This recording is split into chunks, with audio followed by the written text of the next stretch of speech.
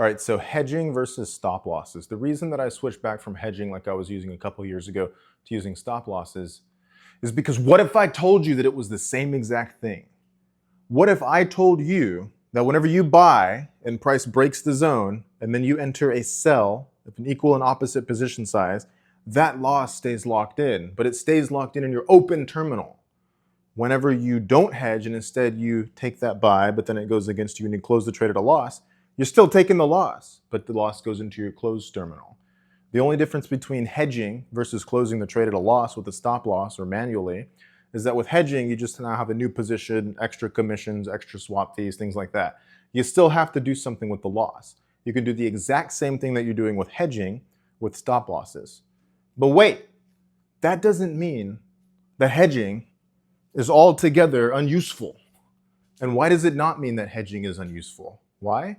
It's because psychologically, it makes a trader feel as though they haven't taken the loss. And this can be really important in trading, because if a trader feels as though they haven't taken a loss, and they feel like it's just an open trade that's just hedged, you don't have to worry about it, the trade is just paused, psychologically, it prevents a trader from making stupid decisions. And so what they can do is they're more calm about it. Then, okay, I'm gonna wait for price to get to the next zone. Then I'm gonna take the next trading opportunity. And when I take the next trading opportunity, I'm gonna be able to roll myself out of that hedged position. And when I roll myself out of the hedge, I'll be able to come out in profit or at least break even. So it works perfectly fine as a risk structure, but you can literally do the exact same thing by using stop losses. It's just simpler if you use stop losses.